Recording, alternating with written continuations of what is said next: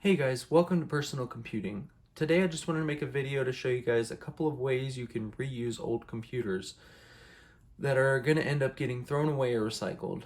Instead of throwing them away or recycling and participating in the e-waste problem, there's a couple of cool things you can do to bring new life to your old desktops. Here is a couple of Dell desktops that I have. You can often find these in schools or offices, and they end up getting thrown away and replaced with newer models, even when they still work and there's still plenty of good ways to use them. Today I'm going to go over a couple of different things you can do, and hopefully you guys enjoy.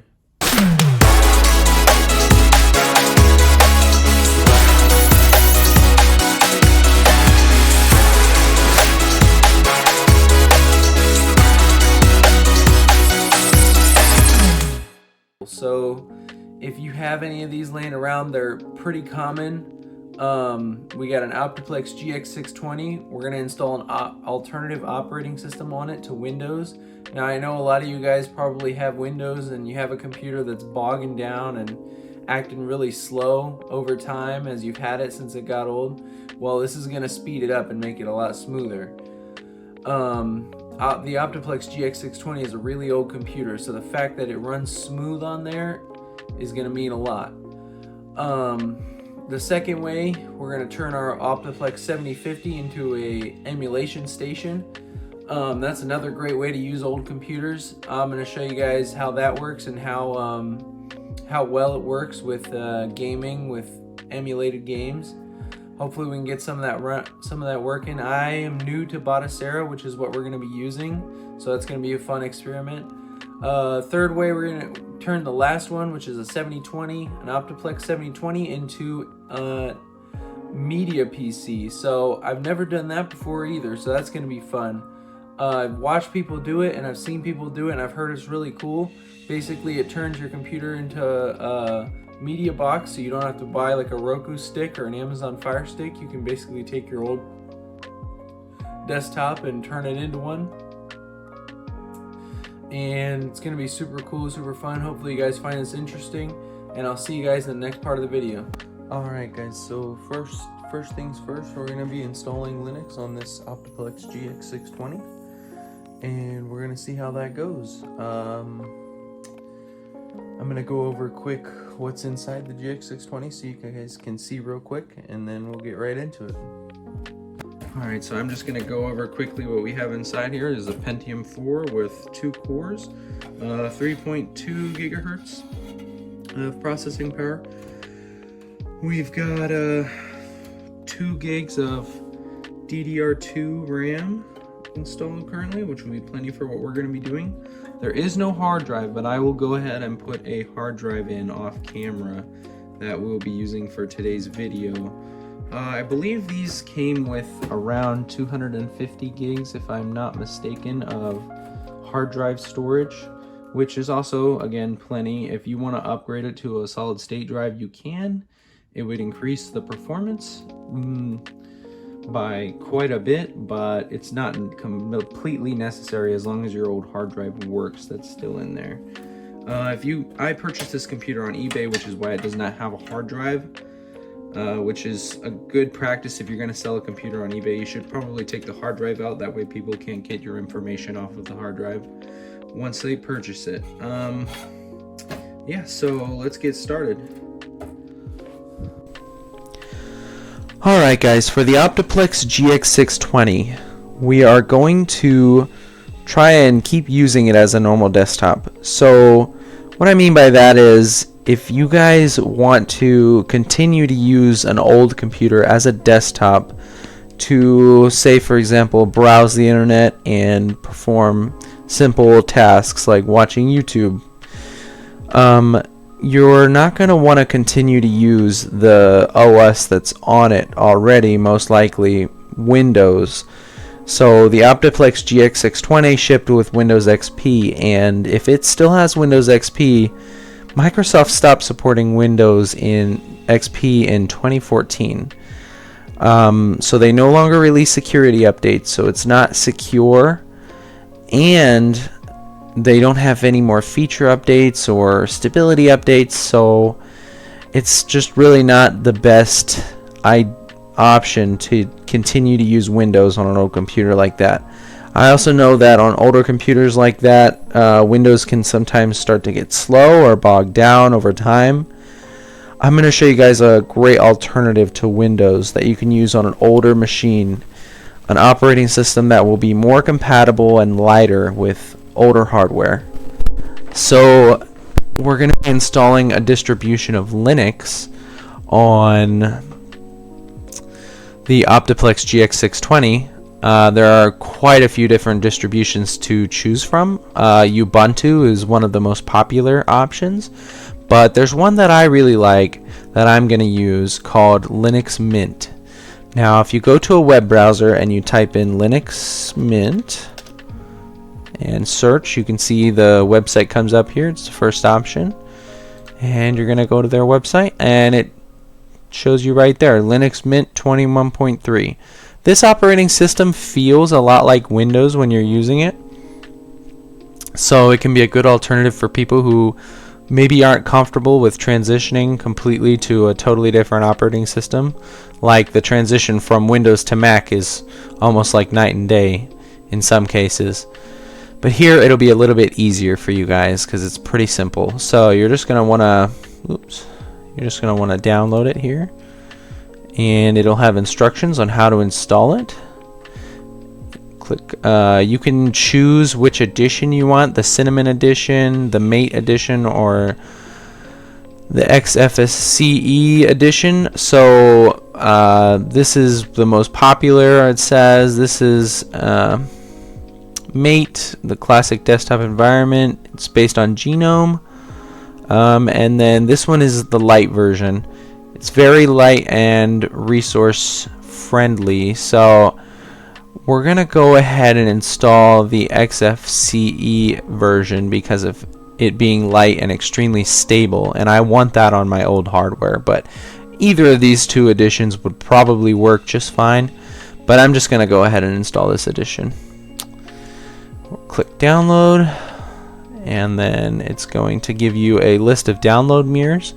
You can just pick one that you want to download from. I would recommend doing one in the US if you live in the US, or Canada if you live in Canada, or they have quite a few here. You could pick whichever one.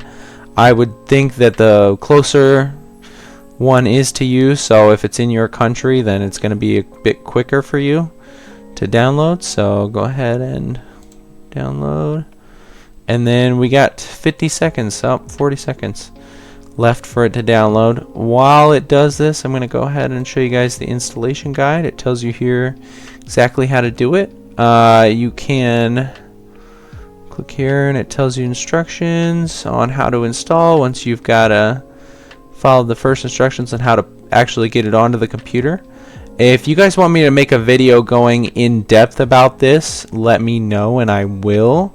I've done this many times before with quite a few different computers, but I'm going to go ahead and install it on our Optiplex GX620. If you guys, like I said, if you guys want me to make another video on detailed how to install Linux distros on computers that have Windows on them, let me know and I'll make a video. But I don't think we're gonna have time to go too deep into detail about that in this video. But anyways, you guys can see here, we already got done installing. So I'm gonna go ahead and we're gonna put this onto a USB stick and plug it into our other computer. It's pretty easy if you have Rufus, which is a tool for putting ISO files onto disks as a bootable drive onto a USB stick. I'm sorry, I said disk.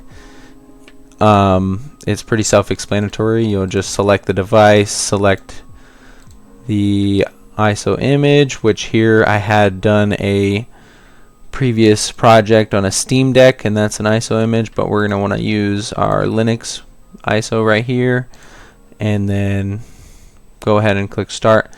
But I'm going to go ahead and do that, and I'll see you guys in the next part of the video, and we'll install Linux on our Optiplex GX620. Alright, I'll see you guys then.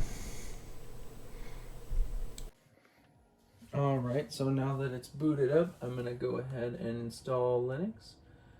And I'm going to time lapse this because it's going to take quite a while.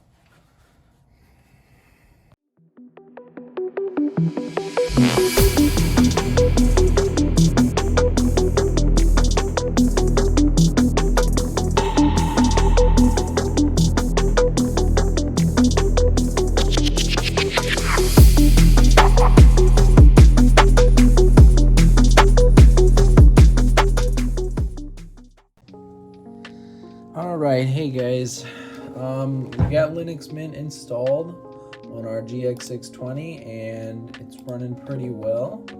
I will say that this did not turn out the way I wanted it to.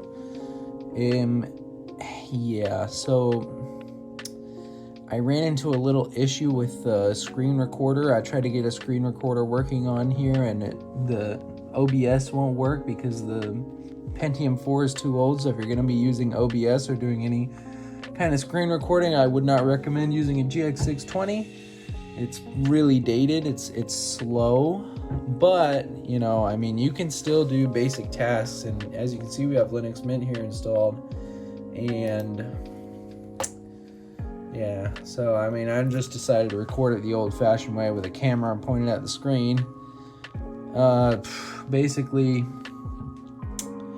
anything beyond basic tasks I would not recommend using this for, but I just wanted to show you guys that it was possible. You can use it for email, checking email, watching YouTube, for example. That works just fine. As you can see, it's pulling up YouTube here. It's a little bit slow, but that's to be expected with such an old processor. But yeah, you guys can watch YouTube. You can go ahead and, you know, maybe look at some blogs. Whatever you do in your day-to-day with basic computing tasks. You got Linux Mint has the start menu down here in the corner, just like Windows. So it won't be that hard to get used to, but you've got Software Manager, which is basically your app store for Linux Mint right here. You've got your update manager here, and yeah, so you guys can see it works. And I just wanted to show you guys that you can do it on a GX620, although I don't recommend doing it if you're going to be doing anything more than basic computing tasks. But a GX620 is plenty capable of browsing the internet, checking your email, browsing files, all that kind of good stuff. Here's the file manager for Linux Mint. But yeah, also Linux Mint, this is a really good operating system. It's a great alternative to Windows. You've got an image viewer already on here. You've got Office. You got LibreOffice, which is basically an open source free version of the Microsoft suite.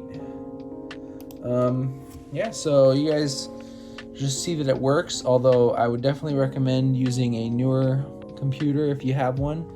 Maybe like the other two desktops I have are a lot newer, so they would run Linux a lot smoother. But I just wanted to show you guys that it's possible. I mean, you could emulate on here too, some games if you wanted to, maybe like some Super Mario on the NES. I would not recommend anything more than that though, because it might struggle. Which is why we're going to get into our next project, Emulation, on our next system. But yeah, as you guys can see here, it works good. We've got Linux Mint and it's running solid. It's not fast by any means or any stretch of the imagination, but it works. And that's what I wanted to show you guys. Now, like I said before, if you guys want me to go in depth about how to install Linux Mint and how to maybe use it or implement it on your own machine, let me know. And it's not just a great alternative for old computers, but you can use it on any computer really. Let me oh man, I can't English today. let me know in the comments what you guys want to see, and I'll try and make it happen. But yeah. Hi guys, for the second part of the video, I'm going to be showing you guys the Optiplex 7050 that I got here.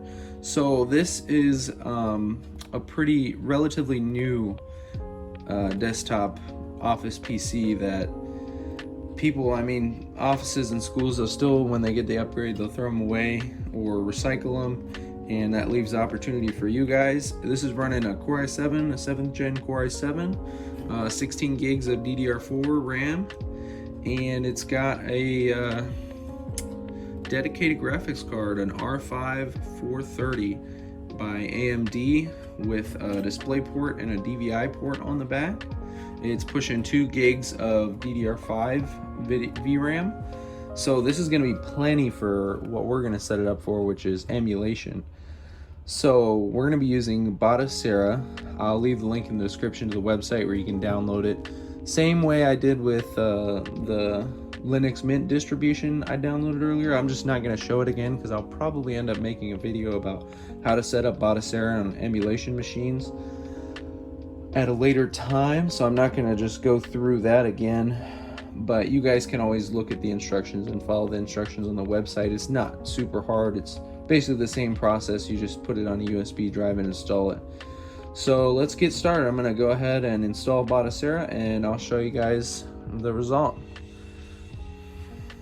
One thing I forgot to mention you guys on the 7050 is that I'm going to be using this 256 gig M.2 drive because this motherboard actually is new enough to have a slot for an M.2 drive.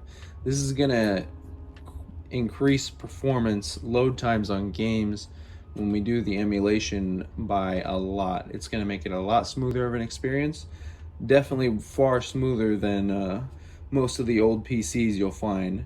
If you can find one with an M.2 slot, you definitely want to use that because it's going to increase your performance by a lot. Alright, I'm going to go ahead and install Batocera and get started.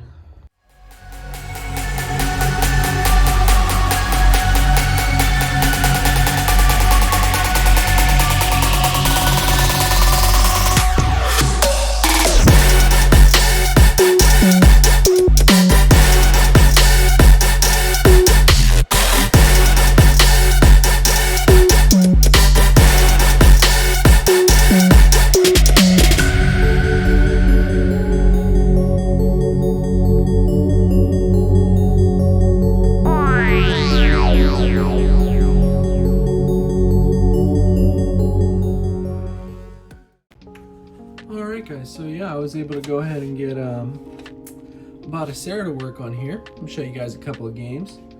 It's pretty cool. Yeah, powerful thing, emulation. You guys can use any of your old computers for this. I was able to get a couple games to run here. Some did not run so well, and I'll go into that. Basically, if you want to run, like, emulate certain Wii games and maybe like Wii U games, you may want to end up upgrading the system. Yeah, so that built-in speaker sounds like trash, but yeah. Let me go ahead and show you guys. I got my plugged in my Xbox controller here. And one thing I'll say about emulation, don't play games you don't own. I'll leave it at that. Here, let's go ahead. I got some NES games on here. I'll show you Super Mario Brothers. Batocera is really cool. It's my first time using it, and it really seems pretty cool. It's like dedicated to just games. Like the whole thing is just games. It's pretty sick. So you can see here, I'm playing Mario with Xbox controller.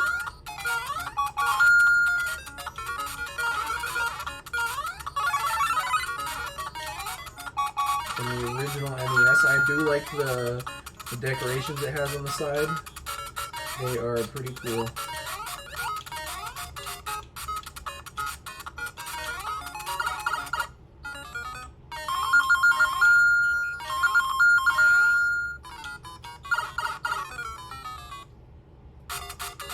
yeah, so see, obviously this is gonna run really well because let's be honest, Mario Brothers, the original one could run on a toaster, but nowadays, you think I'm kidding? I bet there's like some smart toaster out there that can run Mario Brothers. That'd be a funny video. Maybe we should try it. Well, anyways, enough of that. So when you want to exit a game in Batocera, you want to press, there's a hotkey that you assign on your controller, and you want to press that and the start key at the same time, and then it exits out. You can also like rip or scrape game art from 4 games once you load them on. So like I was able to scrape the, right here I was able to scrape the box art and the videos, like little videos that play if you sit on the game long enough, which I think is super sick. Batocera is really cool. I would really recommend that you guys turn an old computer that you have laying around into an emulation station. It's like the coolest thing. Yeah, here we got Legend of Zelda.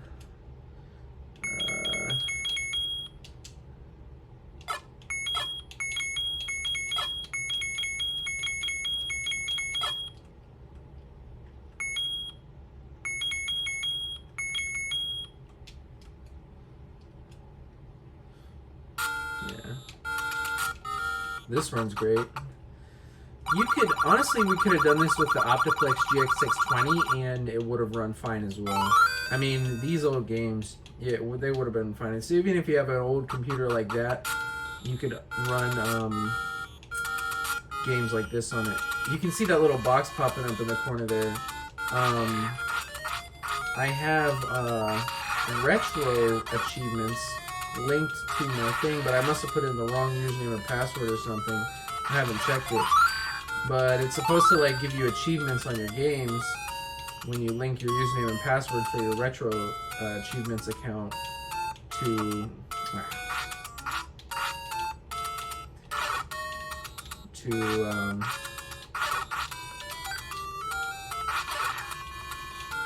your Batocera system. So you can do that.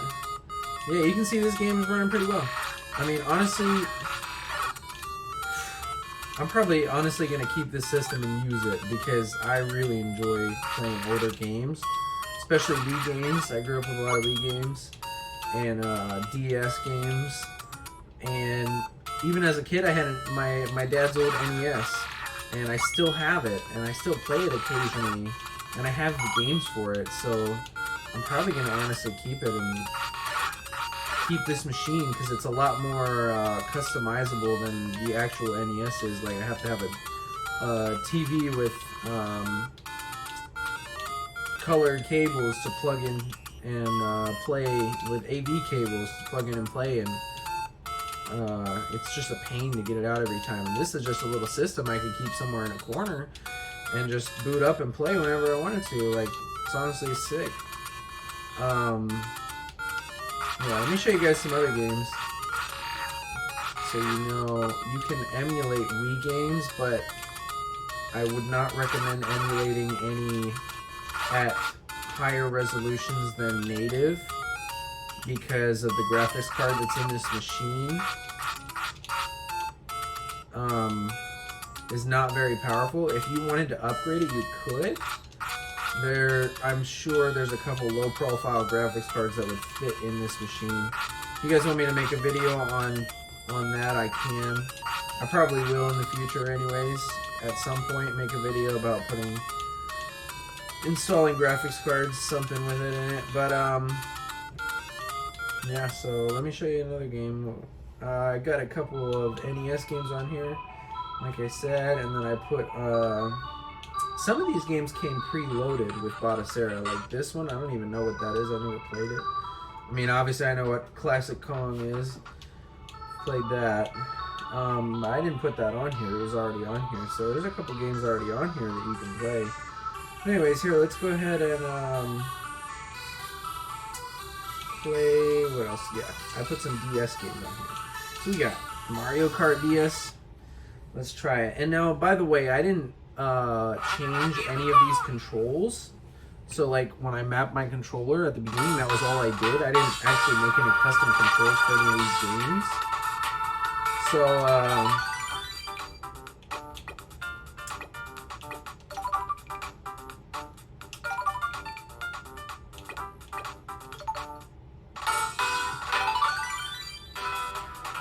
So yeah, I didn't make any custom controls, so they've already got the controls mapped out for you and everything.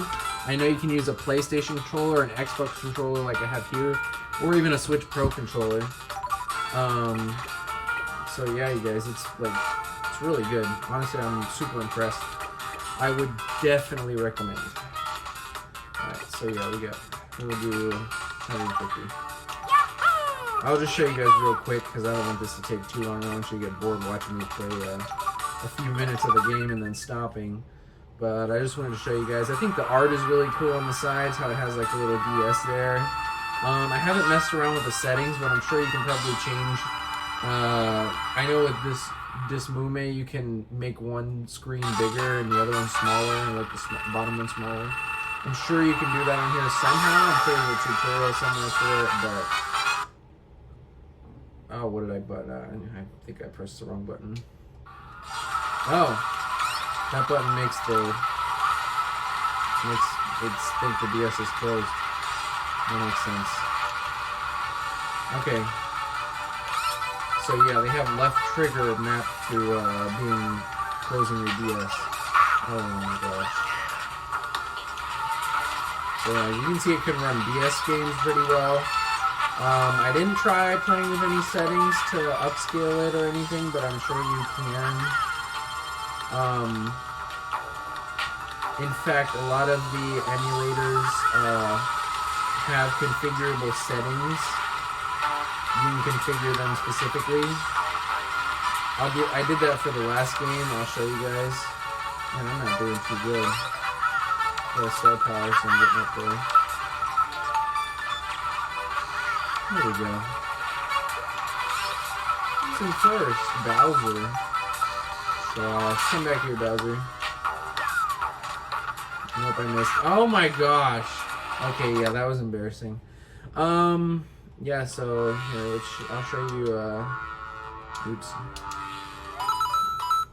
Yeah, it's mapped so good. Even, like, you saw how I just accidentally pressed B and went back on the menu. That's because whenever you go into a Nintendo game, it maps the A button where the B button is automatically. Just like how the actual DS is, or like all the Nintendo controllers. So that might take a minute for you to get used to, but... Oh no, I don't want to watch this whole stupid animation. Anyways, you get the point. DS games run great. Yeah. You can run, I would say, I've tried all three of those. I had Super Mario 64 DS, Mario Kart. These all run really well. Now, the Wii is where I kind of started running into a little bit of trouble. So, you can emulate Wii games, and this game worked. But as soon as I went into Dolphin, which is the emulator that it's using, the back-end emulator that it's using for Batocera for the Wii games. And as soon as I tried to crank up the settings to make it smoother, and I tried to crank up the resolution, it started to slow down. It started to get really buggy. And I dropped frame rate quick. So if you're gonna run Wii games, you can run them, but I'm running this rendered at native resolution. I do have the actual resolution turned up, and I have anti-aliasing on, so it doesn't look too horribly bad. But yeah, it doesn't like when you crank up the settings with this GPU that's in this desktop, which makes total sense because this desktop was never meant to play games. It was an office computer, and it was meant to like maybe run Word and PowerPoint, which is why it has a good amount of processing power with the Core i7, but it doesn't have a lot of GPU power. So, yeah, just keep that in mind when you do this, guys. You could find some low-profile GPUs to put in here if you wanted to. Probably even some used ones on eBay. You just gotta make sure they're low-profile, because this is one of Dell's. What is the opposite of wide? I can't English right now. It's one of their smaller cases, so you gotta find one that fits in here. And I know they make them. I can't think of what it's called right now, like the form factor, but I know they make them. Because there are people that have like micro ATX builds out there, and they want to have tiny little graphics cards that don't take up, that aren't as tall. So I'm sure you could find something to fit in here. Anyways, you can see this game runs pretty well when I have it set to native resolution, like what the Wii would play. It's like 480. I think the Wii did 720 if you bought the HDMI adapter. Correct me if I'm wrong in the comments. I didn't actually have an HDMI connector for my Wii, so I kind of just like, oh shoot, I forgot I gotta get on my hole. I didn't really have an HDMI connector. I never got one. I never saw the point of one really back then. So let me know in the comments. I think that the Wii output 720 if you had the HDMI adapter. But yeah, pretty sick. But I mean, honestly, this looks fine. You can turn anti-aliasing on and smooth out the rough, jaggedy edges because this is a 1080p monitor. You can smooth it out a little bit, and it looks fine. It's not like eye candy or anything. It doesn't look crisp, but it's totally playable, which is what we're going for here. Alright guys, so for this part of the video, I'm going to show you guys. So you can go here to Kodi. That's what we're going to be using as our open source home theater software. Just click on download. You can click on your operating system. And for us, we're going to be using the same version of Linux as we used for the Optiplex GX620. Just keep it easy because I already got it on a USB drive. Yeah, you guys can follow the installation instructions here if you want to do this at home. I'll link the websites down below, obviously. And then I would say the easiest way to install Kodi would be the Flatpak.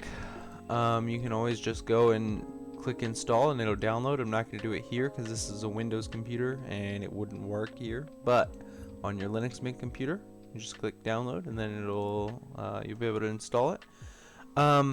Super easy. There's also an installation guide here you can click on.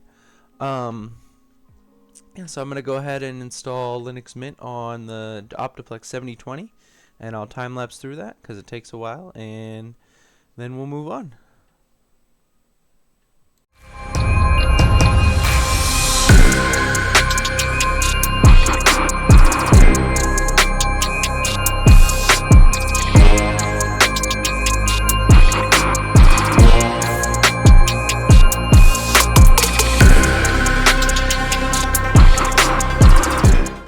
Alright guys, so I'm back.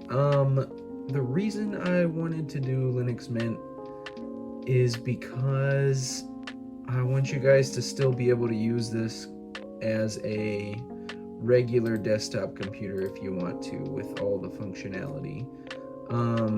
So we just installed the same version of Linux Mint that we did on our GX620 and it's running pretty good, and I just installed Kodi, which is what we're going to be using to set it up as a home theater PC. Now, if you guys want, I know that there is ways to, remotes you can buy with USB sticks. I know a couple companies make them that you can buy. I'll link a few down in the description if I can find them. You can plug it in and use your remote and have it sit by your TV, and you don't even have to get up to control it, or have a mouse and keyboard rather, I should say. So yeah, we'll see how this goes. I've messed around with Kodi a little bit before, but I never really got too far deep into it. So yeah, we'll see. Probably gonna go ahead and install some different things on Kodi so I can test it out, and I can show you guys me testing it out. Yeah, so we'll go ahead and do that. Alright guys, so here's Kodi. We got it working. If you guys want to, you can play around with Kodi a whole lot. You can also create, you can make it more like a home theater system by making Kodi launch on startup. So when you turn it on, you can set it as a startup app in the startup applications menu on Linux. I'm not going to do that right now because I don't need to. If I make a video about in-depth how to install Kodi and how to use it, I will go over that. But also guys, keep in mind that there's a lot of people who use Kodi for less than legal things. So just be careful where you get your add-ons, because there's a lot of add-ons for Kodi and third party. Some of them can be kind of sketch. But I just got a couple here just to test out for you guys, and I just wanted to also show you that discs work too. So I put in a DVD and it plays. I technically can't play it for you guys because well, I would get copyrighted because this is a movie.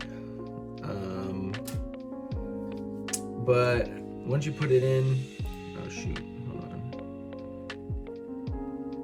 Player. This, okay, yeah, I had it on to play DVDs automatically, but I turned it off, so we're good now. But if you go here to movies, and it should pop up in a second here. And then, oh yeah, here's disc. You can just hit play disc and it'll work.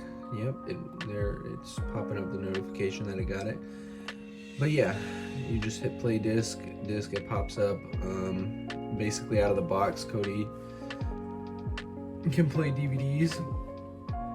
So that's not an issue. There's a lot of game add-ons. There's the add-on browser basically for all kinds of different things here. I'll just show you, give you guys a little preview. Yeah, I don't even know what this is. Here, let me pop out and go into the add-on.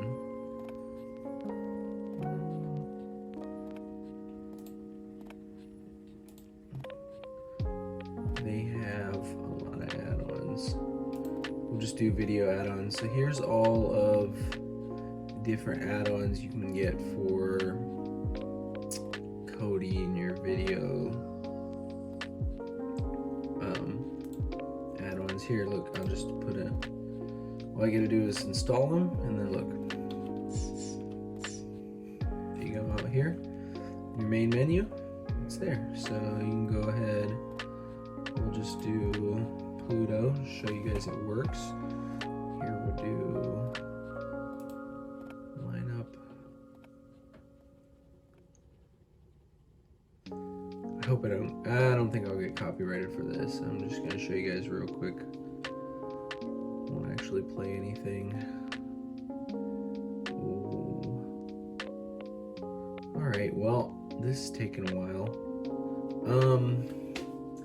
Yeah, I honestly, you can also use Kodi. I think a lot of people do this, and I know it's meant, a lot of people do this, and honestly, I think this is what I would use it for, really, is having a server somewhere in your house and with a lot of ripped DVDs on it, and putting something like Plex onto Kodi as a plugin, and then using it as like a media player for physical movies that you have that you ripped and put onto a computer in your house, and now you're just kind of using it as a movie player, but without actually having to put in the physical disc every time and play it on a player. Man, this is taking a while. Can I get out of here? Maybe. Let's try. I don't know. I feel like Kodi, it's cool, but it could come a long way. And also, there's no real support for like actual like Netflix or Hulu or Amazon Prime, for example. Like, you have to go through hoops to get any of those working on Kodi, because they're Amazon and Netflix obviously don't find it lucrative enough to make an app or a plugin for Kodi, for obvious reasons. It's not as popular. Most people just go out and buy a Roku stick. Yeah, so overall, I wouldn't recommend Kodi unless you're going to be using it, unless you know what you're doing and you're going to be using it for media streaming, like at home. Less like internet streaming. I wouldn't really recommend it for that. Although you can, and I don't know why it's being so slow now. I have done it before, and it's not a horrible experience. It's just I feel like the whole Kodi software is more set up as like a file explorer and less of like a browsing type front end. Take and do with that what you will. If you want to try it out and play around with it, you can, but if you just want something that will work for streaming online, I would recommend going out and getting a Fire Stick or a Roku stick, or just stream in your browser. Just go to netflix.com and do it that way. I mean, it's not that hard. I know this is kind of a different mood from what I had earlier. I was saying save $20 or save $30 and do this, but really it can't. It's not the same experience right yet. It might change, but I have a feeling inside that Netflix and Hulu or whoever you stream is probably not gonna feel it necessary to make an app for Kodi anytime soon. Now, are there alternatives out there to Kodi? I think so, but I have not really researched any of them, and I know that Kodi is like basically the one and only, not the one and only, but the only one that anyone's ever heard of as of now. I hope that'll change, or at least I hope Kodi will get better in the streaming department. I really would like to have the ability to set up a legit let's see how YouTube works. A legit streaming PC, because it would be pretty sick. And if it had everything on it. Popular right now. Okay. YouTube access not configured. Wait, what does it say? You must enable 2 applications so that YouTube is functioning properly. Yeah, I don't even know what that means. Honestly, I've never really gone deep into Kodi. Although I can say it works. It works fine. So if you guys really do want to install Kodi, or you want to use one of your old PCs as a media PC, you can. Oh, the weather. Although I don't think it's worth it. I would rather go with the other 2 options, if I'm being honest. So I'd either just use it as a desktop or make like an emulation station, or that's what I know we've talked about though. I've talked about those, but those are not the only 2 options really. You could turn it into a home server, and I'll make another video and show you guys how to do that eventually. But for now, these are the 3 coolest ways except for this third one. Honestly, my opinion has kind of changed because I had not really ever used Kodi, but now that I have, I don't know, it's kind of, it leaves a lot to be desired. Now, that's just my opinion. I don't know, some people might, I don't know, some people might really like Kodi, but, and that's great. I mean, it's cool, it's a great idea. The software is almost there. I mean, it's easy to navigate. It's pretty smooth, but it's just not, it's not what I feel like most people would be looking for in a streaming setup.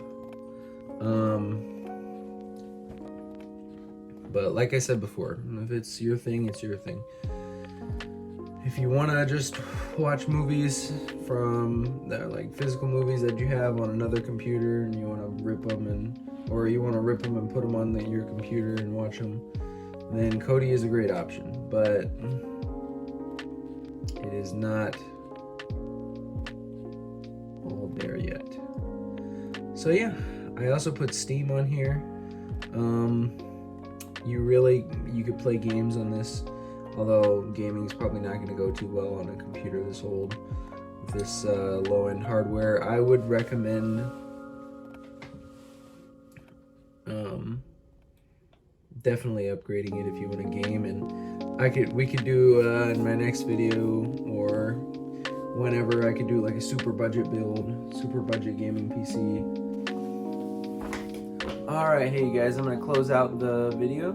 So, best ways to reuse an old PC. Third way might not actually be the best way, as I figured that out. Hopefully you guys still enjoyed it. The emulation was great. I loved playing those games. I'm probably going to keep it and keep using it. Probably going to put more games on it, add some more games to the library. Hopefully you guys can do that too if you have an old computer laying around. Not even just a desktop, could be a laptop that you can reuse. Obviously go check out the links in the description for the software that we used. And if you just wanted to use your computer, keep using it, but still get security updates and still use it to browse the internet without being afraid of viruses, you can do that with Linux OS that I'm going to link down in the description. It's pretty easy to install. There's instructions on their website. I'm probably going to make a video in the future about how to install specifically each of the operating systems and software that we used in this, that I used in this video. That way you guys know. I just kind of blew through it in this video just to show you guys, because the point was to show you guys that it worked and 3 different ways that you could do it. But I'll show you guys specifically how step by step in some other videos. Yeah, so hopefully you guys like that, and like and subscribe if you did, dislike if you didn't. Behind me you can see a sneak peek of something I want to do in a future video. Can't promise when, but sleeper PC will, maybe, we'll see. I found this old case and did some work to it. Anyways, like and subscribe and come back for more. Hopefully you guys enjoyed.